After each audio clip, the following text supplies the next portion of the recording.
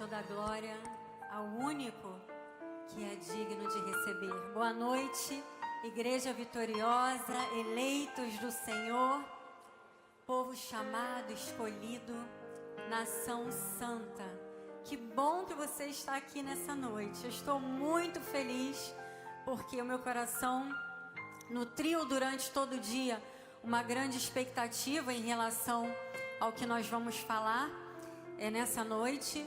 O Senhor me deu esse tema para ministrar para os jovens no nosso retiro, mas eu senti que deveria trazer para a igreja, e muitas pessoas comentaram também, falaram: bispo, essa palavra é muito importante para a igreja. Então o Senhor ainda me inspirou um pouco mais para a igreja, e nessa noite, com muito temor e tremor, eu me coloco aqui sobre o altar para ser um instrumento nas mãos do Senhor. Senhor, eu dependo totalmente de Ti, Pai. Sou o que sou pela Tua graça. Eu quero agradecer também ao meu pai, o apóstolo Miguel Ângelo, a bispa Rosana. Pai, você é a minha inspiração. Eu me emociono até de pensar. Meu pai mandou mensagem: filha, às 3 da manhã eu já estava orando por você. Amém, eu recebi as suas palavras. Muito obrigada por ser o homem de Deus que você é e por me inspirar a ser essa mulher de Deus. Eu te amo. Quero agradecer também ao meu marido, aos nossos filhos, nossa família, minha irmã, bispa Cris, bispo André.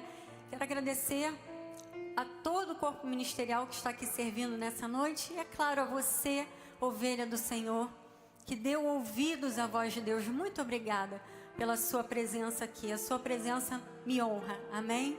Muito obrigada. Então, o tema dessa noite: emoções equilibradas e o cumprimento dos propósitos de Deus. O nosso versículo tema está em Provérbios 16, 32. Diz assim a palavra do Senhor. Eu vou abrir aqui na minha Bíblia. Quem está com a sua Bíblia aí, diga amém. Amém. Diz assim a palavra do Senhor: melhor é o longânimo do que o herói da guerra, e o que domina o seu espírito do que o que toma uma cidade. Que essa palavra abençoe os nossos corações. Vamos orar. Deus amado, Deus bendito, aqui estamos, Senhor, para ouvirmos a Tua voz. Porque sim, Pai, nós queremos que todos os Teus propósitos se cumpram em nossas vidas. Por isso, Pai, que todos nós saiamos daqui nessa noite com a certeza de que contigo nós podemos ter emoções equilibradas, podemos dominar e nunca mais seremos dominados por nenhum sentimento ou pensamento. Assim nós oramos com fé, em nome de Jesus. Amém e amém. Igreja gloriosa do Senhor, esse tem sido um ano no qual nós iniciamos aprendendo a respeito da fé, a fé ativa, a fé que faz com que nós não fiquemos parados, mas que tomemos iniciativas. Começamos esse ano com a certeza de que temos um Deus que vai adiante de nós, um Deus que não nos abandona, um Deus que cuida das nossas vidas. E no último domingo nós aprendemos com o nosso bispo Sérgio a respeito da fé que demonstra na prática a nossa obediência aos princípios de Deus. Foi uma mensagem muito profunda e muito importante para a nossa vida diária. E eu entendo que esse é um tema muito desafiador, porque como cristãos, nós somos muito atacados o tempo inteiro por todos os lados. Você se sente assim? Parece que a gente está o tempo inteiro numa guerra, somos muito atacados. A maioria do povo de Deus vive o dia a dia inserido em contextos que exigem uma firmeza muito grande. Você passa algumas horas da sua vida aqui na igreja, mas depois você vai para o seu trabalho, você vai para a sua escola, para a sua faculdade, você fica inserida em contextos que exigem de você uma firmeza muito grande. E olha, por vezes nós vivemos situações até mesmo dentro da igreja que exigem de nós essa firmeza, que exigem de nós um posicionamento correto, que exige de nós equilíbrio emocional. Os dias têm sido muito difíceis e maus, isso é verdade, o nosso bispo falou isso no domingo, mas o nosso cristianismo, aquilo que nós cremos, deve ser mostrado através das nossas falas e atitudes transformadas, independente do ambiente que nós estivermos. Os confrontos que nós vivemos no nosso dia a dia, eles são oportunidades para nós agirmos como pessoas transformadas. E eu creio que o nosso papel aqui como ministros do Evangelho, como bispos, como pastores, é um papel muito importante, porque nós recebemos do Senhor uma missão de ensinarmos a palavra para que você tome posse dessa palavra, para que você pratique essa palavra e possa ter a vida que o Senhor preconizou para você. Uma vida abençoada, uma vida frutífera, uma vida feliz. Por isso é tão importante que você não deixe de congregar. Diz lá em Hebreus 10, 25, essa é uma palavra muito importante, é um alerta para os cristãos que não frequentam igrejas, que não vêem importância em congregar. Diz a palavra do Senhor em Hebreus: não deixemos de congregar-nos, como é costume de alguns, antes façamos admoestações, e tanto mais quanto vedes que o dia se aproxima. Que dia é esse? A volta do Senhor, o grande dia em que o Senhor voltará. Quanto mais nós percebermos que as situações estão difíceis, que a sociedade está difícil, mais nós temos que congregar, mais nós temos que buscar o conhecimento, mais nós temos que estar firmes na palavra do Senhor.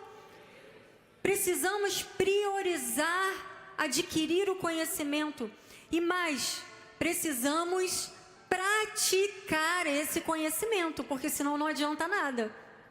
Você não pode ficar aí apenas sendo alimentado, engordando espiritualmente, né? A expressão que o nosso amado Humberto gosta de usar na juventude. Você não está aqui para ficar engordando espiritualmente e só isso, não. Você recebe a palavra e você precisa praticar. Por isso é importante que você priorize o aprendizado. Provérbios 23, 12 diz: aplica o coração ao ensino e os ouvidos aos jornais às 6 horas da manhã, que começam a falar todas as desgraças que acontecem no Rio de Janeiro. É isso? O que o sábio diz? Ele diz: aplica o coração ao ensino e os ouvidos às palavras do conhecimento. É isso que você está fazendo hoje aqui. Por isso eu disse, que bom que você veio aqui nessa noite, porque você vai receber palavras para adquirir conhecimento e para praticar na sua vida. Por isso, eu estou aqui hoje para nós refletirmos a respeito de um assunto muito importante, que pode definir o rumo da nossa vida em muitos aspectos. Se você conseguir administrar essa área com sabedoria divina, você vai viver uma vida tranquila, independente do contexto que você estiver inserido ou das pessoas que você tenha que lidar na sua vida. Eu quero falar sobre emoções. A psicologia define as emoções como respostas psicofisiológicas a estímulos internos ou externos. Nossas doutoras aqui sabem disso. Você recebe um estímulo interno ou externo, e aí isso produz um pensamento ou uma sensação, enfim, assim a psicologia define. E as emoções fazem parte da vida e elas são muito importantes. No entanto, quando as emoções não são bem administradas, elas podem nos levar à impulsividade, a decisões precipitadas, ao medo exagerado, a raiva e a outros sentimentos que podem nos afastar do cumprimento dos propósitos divinos.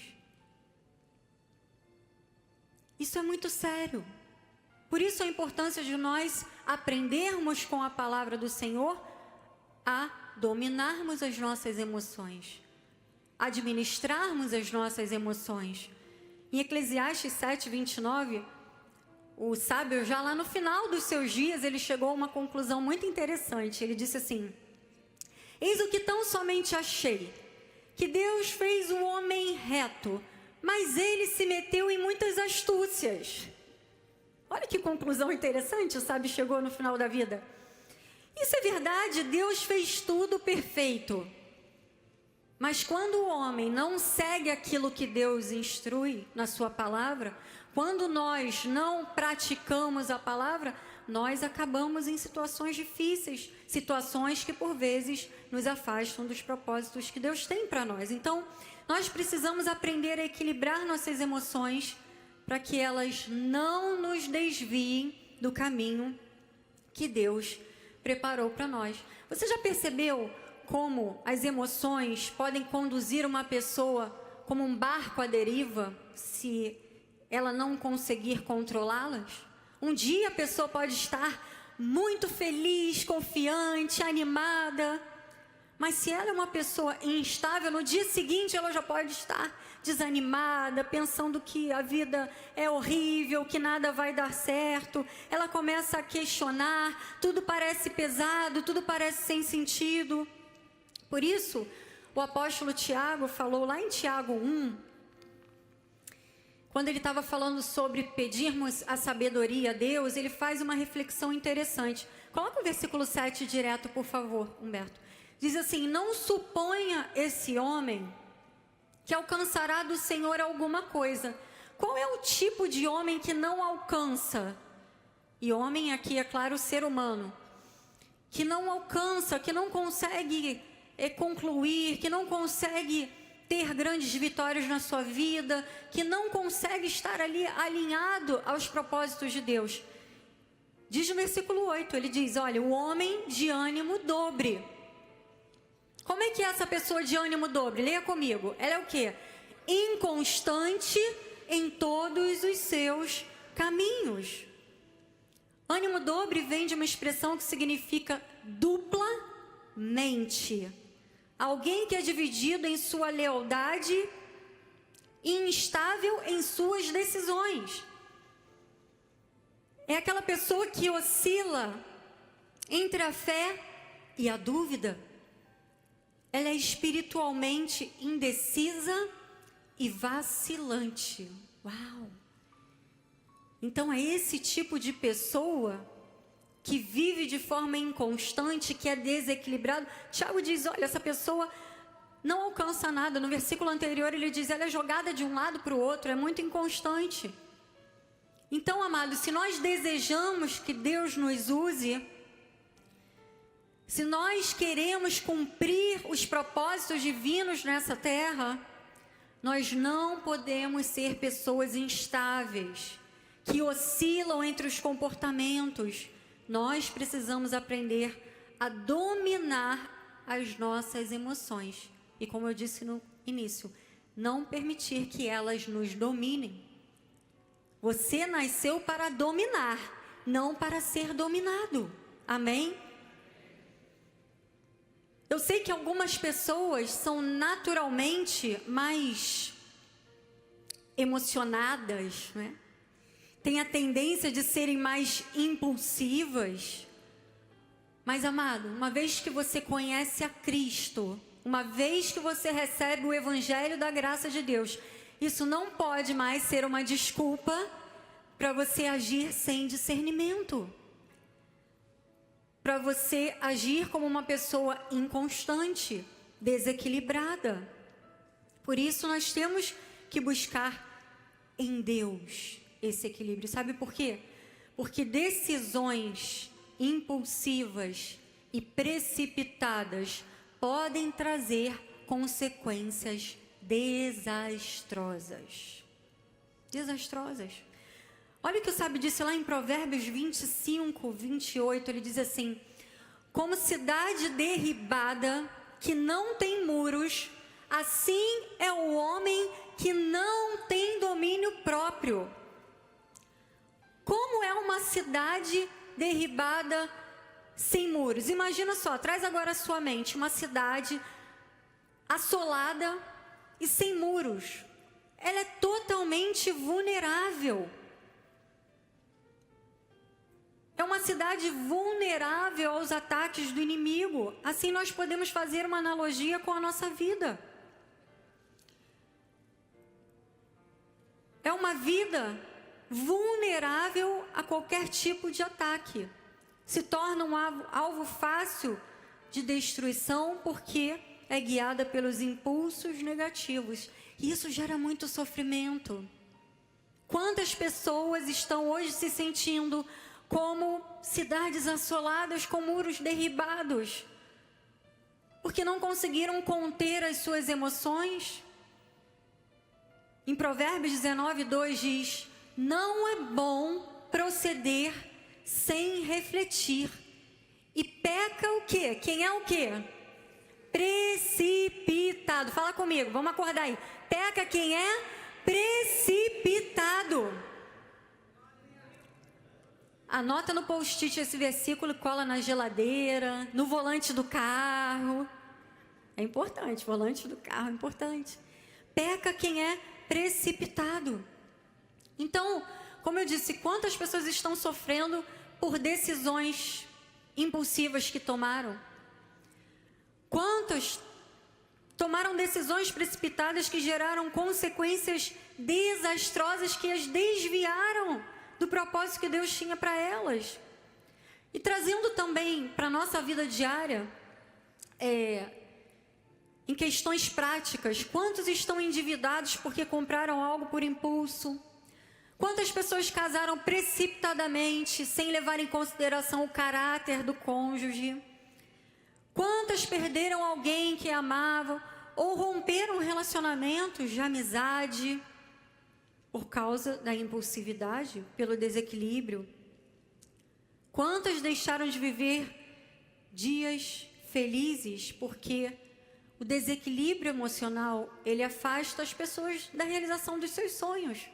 E a pessoa não consegue caminhar por um caminho reto, ela está sempre tendo que lidar com a sua inconstância.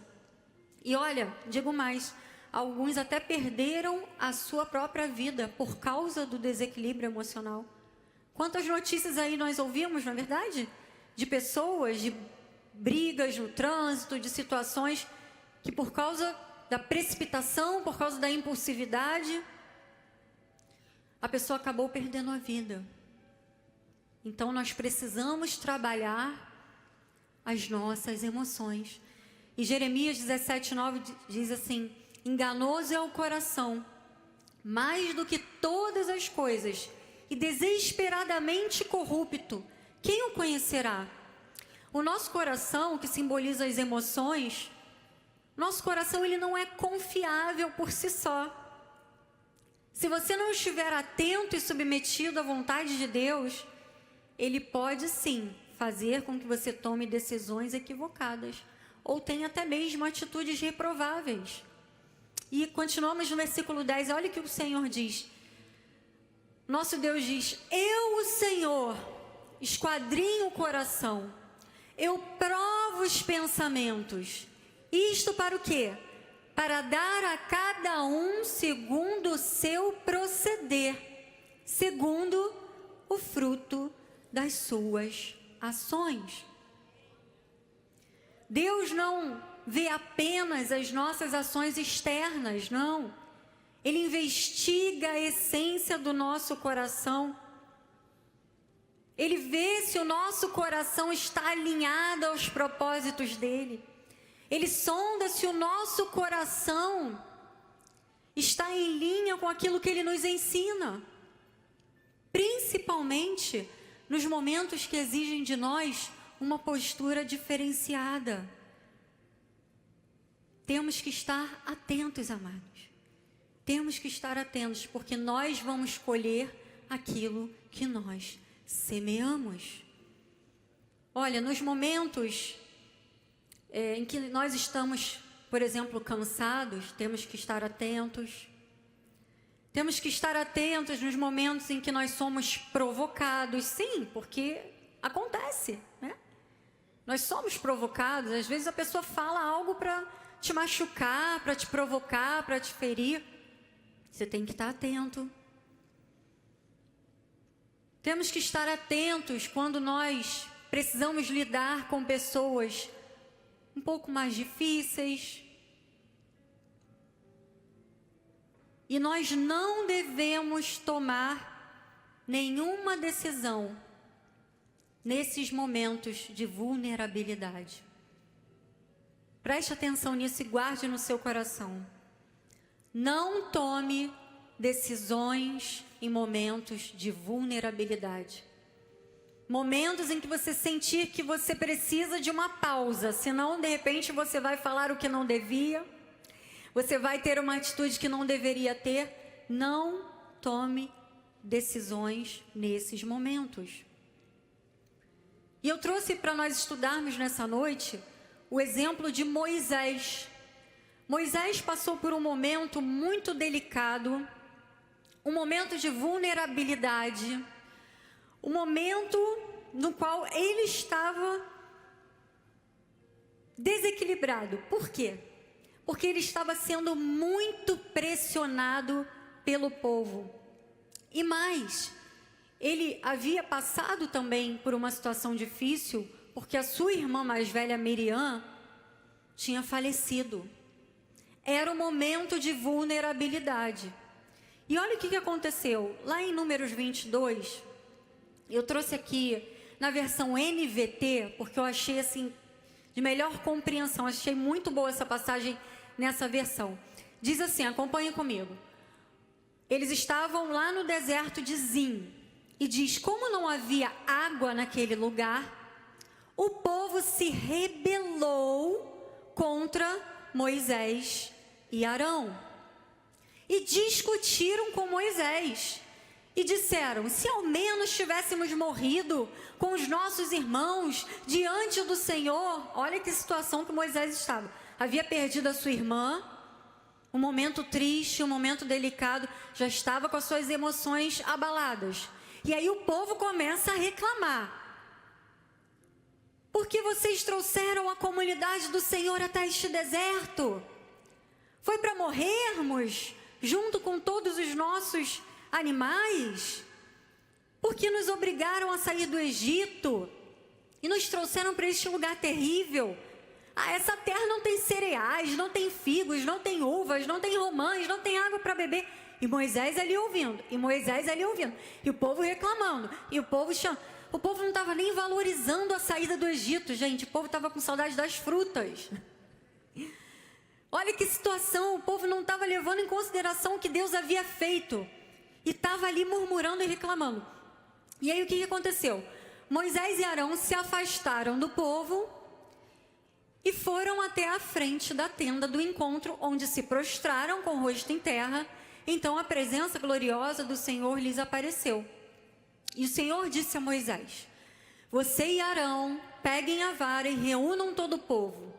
Enquanto eles observam, falem aquela rocha ali, e dela jorrará água. Vocês tirarão água suficiente da rocha para matar a sede de toda a comunidade e também dos seus animais. E aí Moisés fez conforme o Senhor havia ordenado. Ele pegou a vara que ficava guardada diante do Senhor e em seguida ele e Arão mandaram chamar o povo para se reunir em frente da rocha. Aí olha a situação, olha a fala. Eu fiquei pensando assim, gente, Moisés estava muito estressado.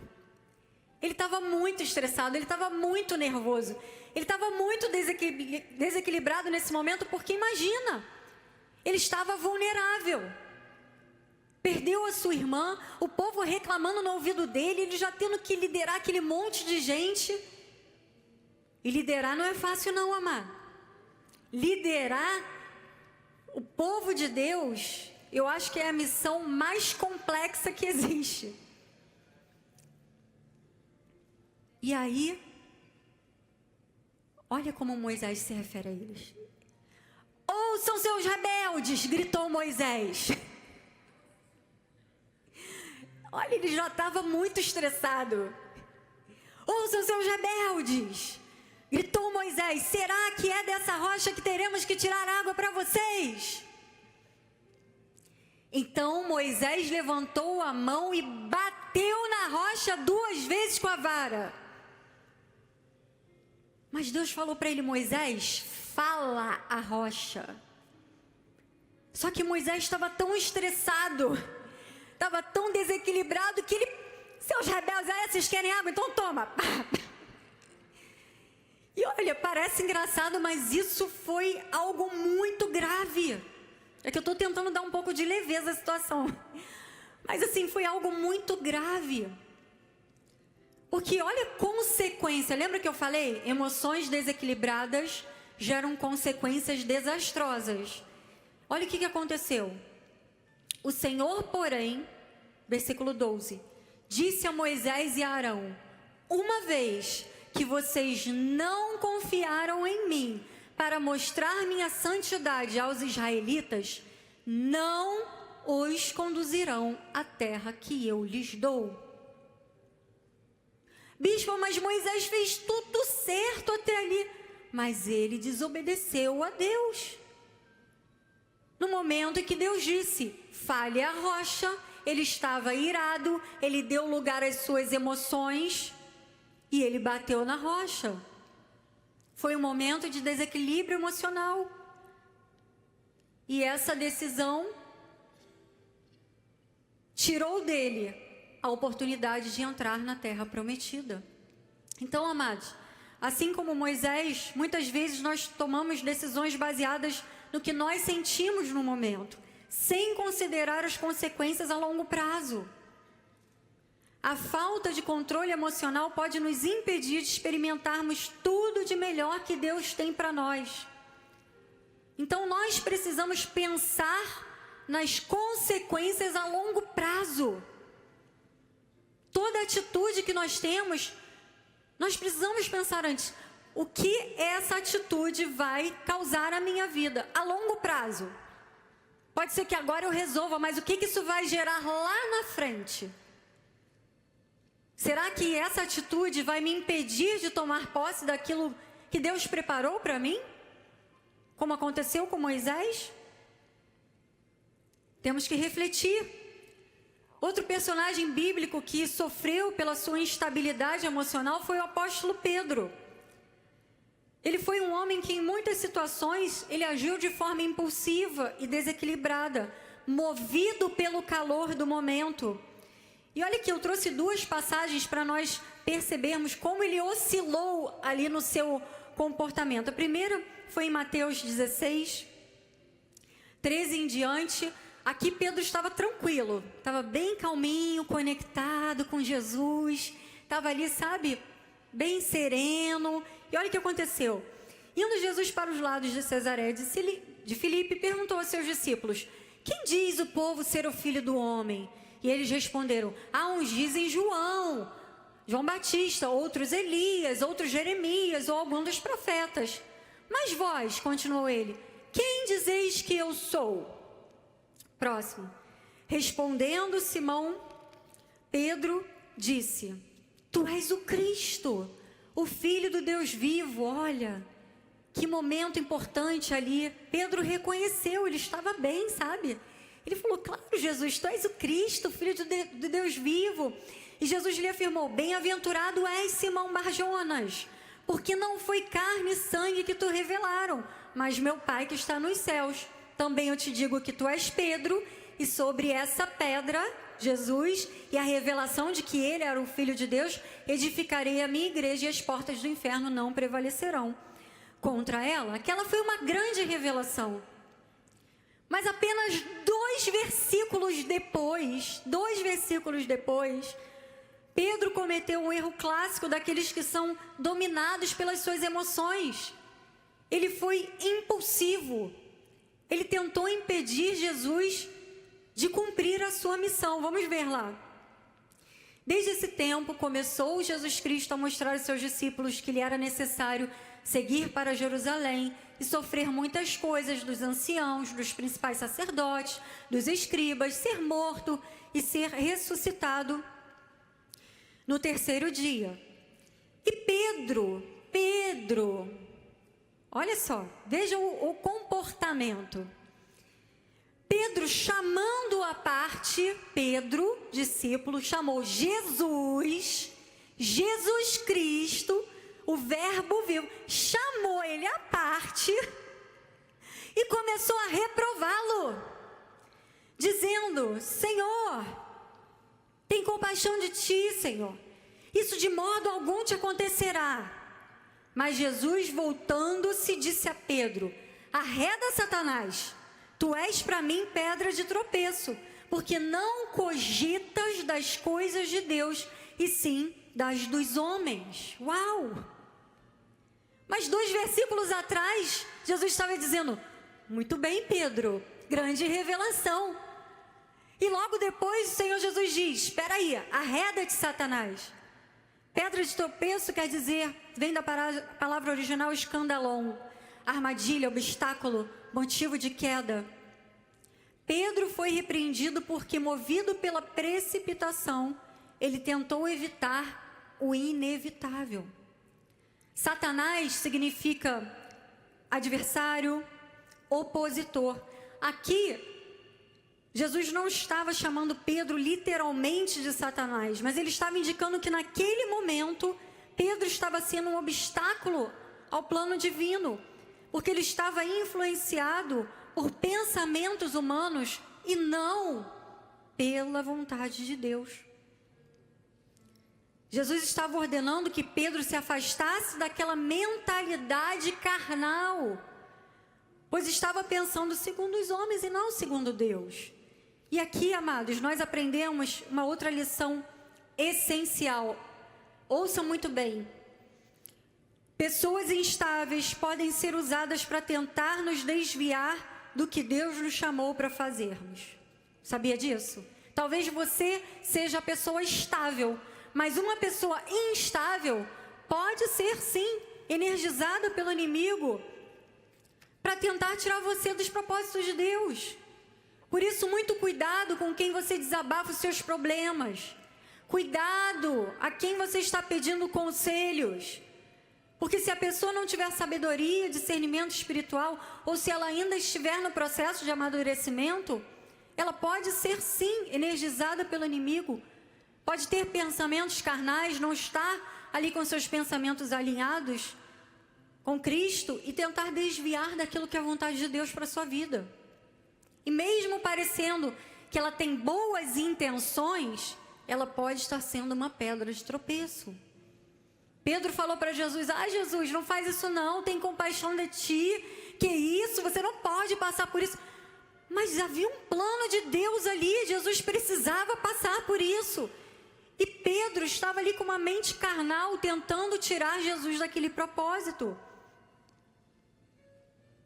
Então, busque conselhos naqueles que verdadeiramente têm maturidade espiritual, têm sabedoria, aqueles que foram provados e aprovados e que vão te ajudar a permanecer no caminho certo. E olha, Pedro não continuou assim a vida toda não, tá? Vamos trazer aqui um alívio. Pedro foi um homem transformado. Ele foi transformado em um dos maiores apóstolos. Isso significa que a mudança é possível para todos, amado. Sempre há tempo de mudar. Talvez alguém diga: bispa, eu sou essa pessoa, eu sou esse homem impulsivo, eu sou essa mulher que age sem refletir, precipitado. Amado, hoje é o dia da sua mudança. Deus marcou esse dia para começar uma nova história na sua vida. Olha como Pedro lá depois, dizem os estudos que aproximadamente 35 anos depois ele escreveu a sua primeira epístola. Olha como é que ele estava mansinho e deixou aí instruções para nós seguirmos. Ele diz assim: porque isto é grato, que alguém suporte tristezas, sofrendo injustamente, por motivo de sua consciência para com Deus. Pois que glória há, olha a conclusão que Pedro chegou. Pois que glória há, se pecando e sendo esbofeteados por isso, suportais com paciência. Se, entretanto, quando praticais o bem, sois igualmente afligidos, e o suportais com paciência, e você consegue dominar as suas emoções, quando você enfrenta uma situação difícil, isso é grato a Deus. Porquanto, para isso mesmo foste chamados. Diga amém se você crê.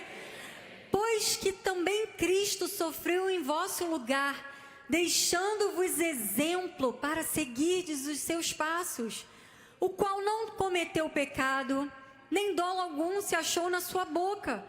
Pois ele, quando ultrajado, ele revidava na hora. Ele falava, eu não vou aceitar isso, chamava para briga. Foi isso que Pedro falou? Não, olha o exemplo que Jesus deixou para ele aprendeu. Pois ele, quando ultrajado, não revidava com ultraje. Quando maltratado, não fazia ameaças, mas entregava-se àquele que julga retamente. Glória a Deus, glória a Deus. Você quer aplaudir ao Senhor? Essa é a postura do cristão transformado. Esse é o pensamento de alguém que tem maturidade espiritual. Não mais a impulsividade de alguém que tentou impedir a morte de Jesus, chegou a cortar a orelha de um soldado, o soldado que prendeu Jesus, negou Jesus. Olha quantas situações Pedro passou, mas ele conseguiu.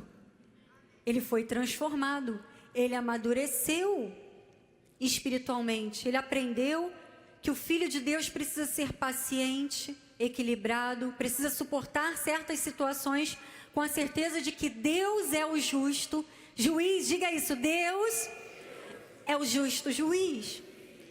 Por isso eu trouxe, vamos voltar lá para o versículo tema agora. Esse versículo que diz, melhor é o longânimo. Quem é o longânimo? É o paciente, é o de temperamento controlado, do que o herói de guerra. E o que domina o seu espírito, as suas emoções, o seu temperamento, mais do que o que toma uma cidade. É importante nós pensarmos que sempre nós teremos emoções de todos os tipos, mas nós não podemos ser escravos de nenhuma delas. Diga amém. O sábio nos ensina que ser paciente é considerado superior à força bruta de um guerreiro. E ter autocontrole emocional é mais valioso do que conquistar uma cidade.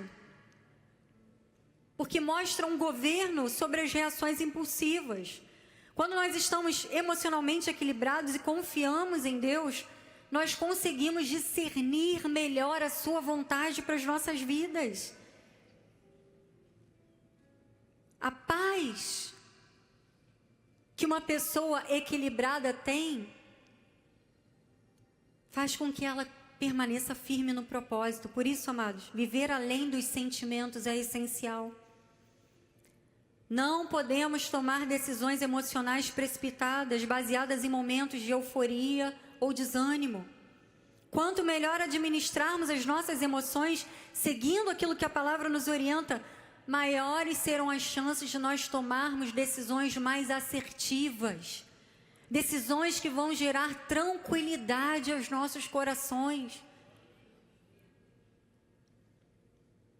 O autocontrole é um reflexo da maturidade emocional e também espiritual, e de uma pessoa que verdadeiramente vive andando no Espírito. Vive andando no Espírito. Gálatas 5,16 diz, digo, porém, andai no Espírito, e jamais satisfareis a concupiscência da carne. O que é a concupiscência da carne? São os impulsos, os desejos carnais.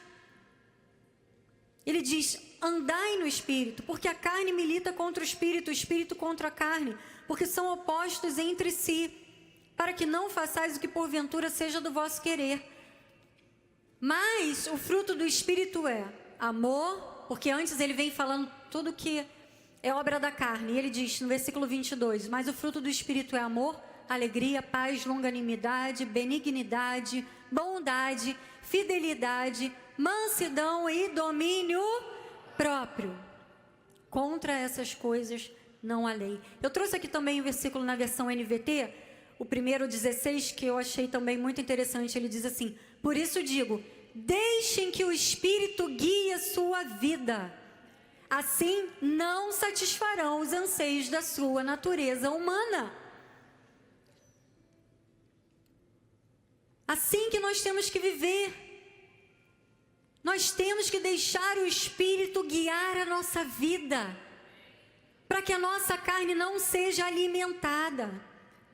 Os que frutificam no Espírito desenvolvem um domínio próprio. Deus nos disponibilizou, amados, essa virtude, porque Ele deseja que os seus servos sejam cuidadosos, estáveis, confiáveis, equilibrados.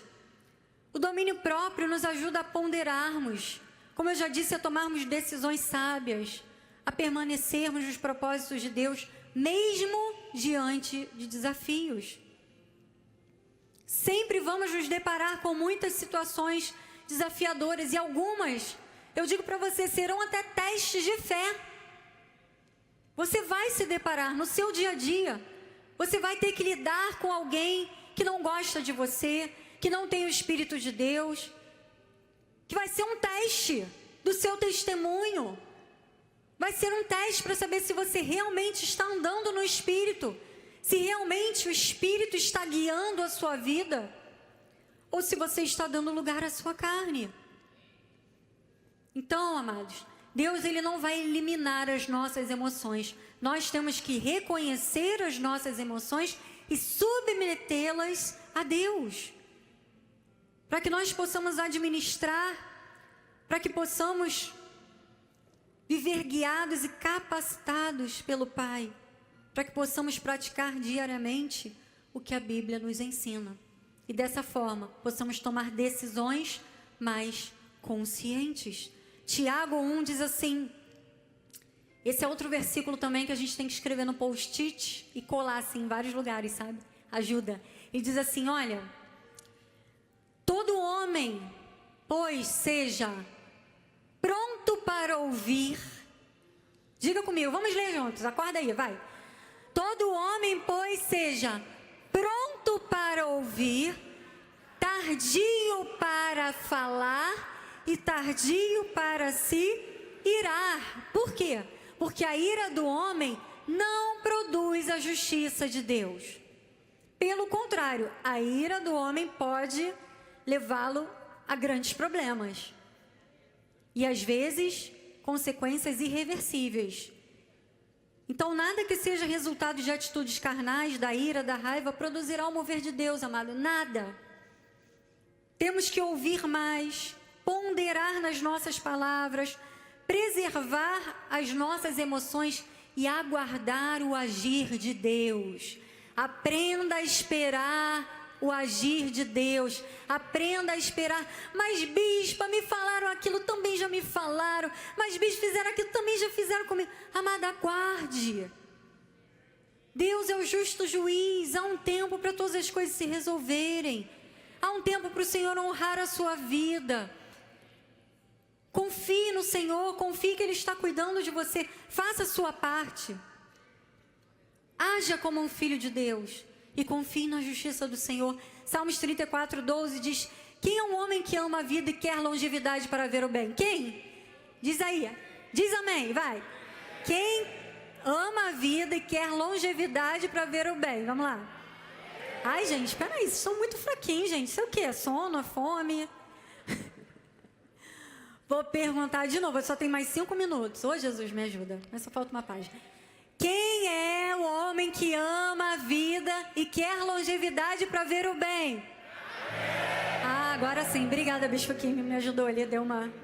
Deu ênfase com o piano. Tudo bem, olha. Você ama a vida e você quer longevidade, certo? Você concordou agora com força. Olha o conselho que ele dá. Refreia a língua do mal e os lábios de falarem dolosamente. Refreia, mano. Refreia. Sabe? Quando vier aquela vontade de você... A pessoa fala uma coisa, você... Respira. refreia. Você vai lembrar de mim um dia desses aí, eu tenho certeza disso. Refrear significa conter, reter, impedir. Desenvolva o domínio próprio para conter as suas palavras. Reflita antes de responder. Isso fará uma grande diferença na sua vida. Não fale nem digite tudo que passa na sua mente. Porque hoje em dia a gente tem que falar digite também, né? Naquele tempo do salmista era só falar, hoje em dia é digitar. Que às vezes a pessoa é caladinha, mas tem os dedos nervosos. Então, olha só. Não fale e não digite tudo que você pensa. Ah, mas eu sou muito sincero. Amado, sinceridade tem que vir acompanhada com bom senso, tá? Fica a dica. Nem tudo que a gente pensa, a gente fala. Temos que ter bom senso. Por isso o salmista orou e nós também devemos orar. Salmos 141:3. Põe guarda, Senhor, a minha boca. Vigia a porta dos meus lábios. Se você tem dificuldade nessa área, ore ao Senhor como o salmista orou. Em relação às emoções, em Salmos 51:10, ele também orou dizendo: cria em mim, ó Deus, um coração puro e renova dentro de mim um espírito inabalável. Um espírito constante, um espírito equilibrado. Davi pediu para que Deus fizesse uma transformação total na sua vida. Assim também nós temos que orar. Quando as nossas emoções estão equilibradas e submetidas a Deus, nós conseguimos ouvir melhor a sua voz. E nós permanecemos nos propósitos dele. Então alimente o seu espírito com aquilo que edifica. Peça ajuda ao Espírito Santo se você precisa mudar em alguma área. Peça para que ele capacite você a mudar. Diga todos os dias: Espírito, guia a minha vida. Eu quero andar no Espírito. Que o Senhor guie a minha vida, que o Senhor guie os meus comportamentos, que o Senhor guie as minhas palavras. Esteja disposto a praticar o que o Senhor ensina. Quando vier algum momento de provação, como eu disse, aprenda a esperar em Deus. Não haja precipitadamente. Antes de tomar uma decisão importante, pergunte-se: isso está alinhado com os propósitos de Deus para mim? Antes de qualquer atitude que possa gerar consequências, muitas delas talvez a longo prazo, pergunte-se: é assim que a Bíblia me ensina a agir? Não permita que emoções passageiras te façam abrir mão daquilo que vai gerar recompensas eternas para a sua vida. Busque sempre na palavra sabedoria antes de decidir. Trabalhe as suas emoções. Esteja vigilante, como diz o apóstolo Paulo em 1 Coríntios 16:13. Estejam vigilantes, permaneçam firmes na fé, sejam corajosos, sejam fortes. Olha que conselhos maravilhosos do apóstolo Paulo. Sejam vigilantes, sabe por quê? O diabo, ele anda ao derredor como leão, procurando alguém para devorar. São as situações que a gente vive no nosso dia a dia. Nós temos que estar vigilantes. Temos que estar bem posicionados. Temos que estar atentos para não abrirmos brechas na nossa vida. Em 2 Timóteo 1:7 estamos terminando, porque Deus não nos tem dado espírito de covardia, mas de poder, de amor e de moderação. Diga: eu tenho espírito de poder, de amor e de moderação, que é o que? A disciplina, o autodomínio, o bom senso, a mente equilibrada. Quando algum sentimento prejudicial tentar dominar a sua mente, lembre-se que Deus te deu o espírito de coragem, mas Ele também te deu o espírito de amor e de moderação e de equilíbrio. Então, que nós sejamos essas pessoas pacientes, firmes, confiáveis, pessoas comprometidas com a causa do reino, obedientes a Deus, que frutificam no Espírito. Vai recebendo aí para a sua vida, amado. Diz amém. Que tem emoções equilibradas, porque exercem o domínio próprio e por isso vivem em paz e alinhadas aos propósitos divinos. Amado, creia que Deus tem grandes propósitos para a sua vida. Você precisa viver alinhada a esses propósitos. Deus tem grandes propósitos para a sua vida. Eu termino com Filipenses 4:4, que diz: alegrai-vos sempre no Senhor. Outra vez digo, alegrai-vos. Seja a vossa moderação, o vosso equilíbrio, a vossa constância, seja a vossa moderação conhecida de todos os homens. Perto está o Senhor. Esse é o meu desejo para a sua vida. Que a sua moderação, que o seu equilíbrio, que a sua constância seja conhecido por todos. Que todos possam olhar para você. Você quer aplaudir? Aplauda o Senhor. Aplauda com mais força. Glória a Deus.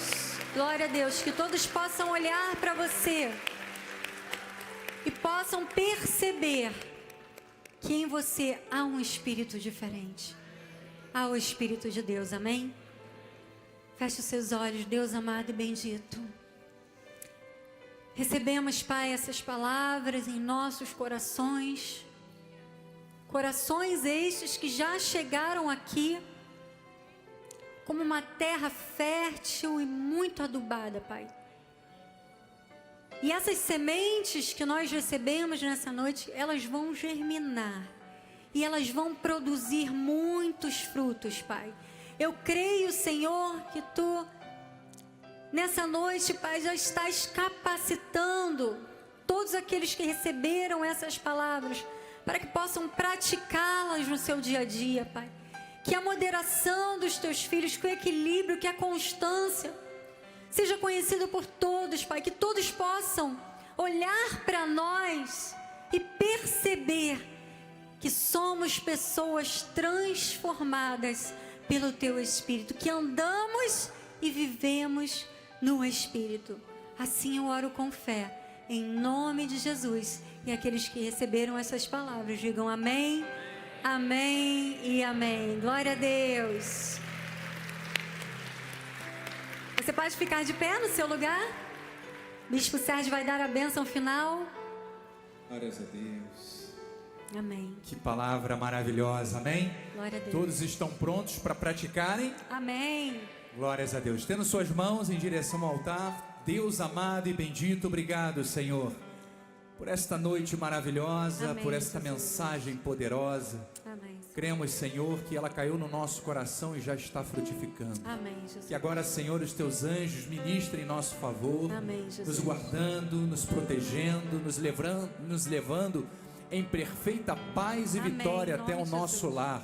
Cremos que anjos poderosos, valorosos estarão ministrando em nosso favor, Amém, Jesus. nos livrando do homem mau, do fraudulento, do enganador, do sanguinário, da bala perdida, do Nome de assaltante, Jesus, todo mal, Senhor.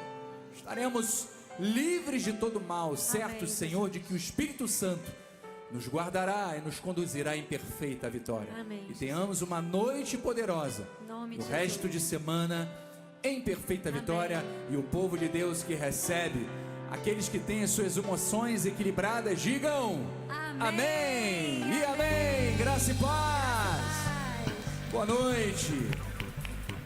Vire para o seu irmão e declare isso: emoções equilibradas. Temos emoções equilibradas. Amém. Andamos no Espírito, vivemos no Espírito.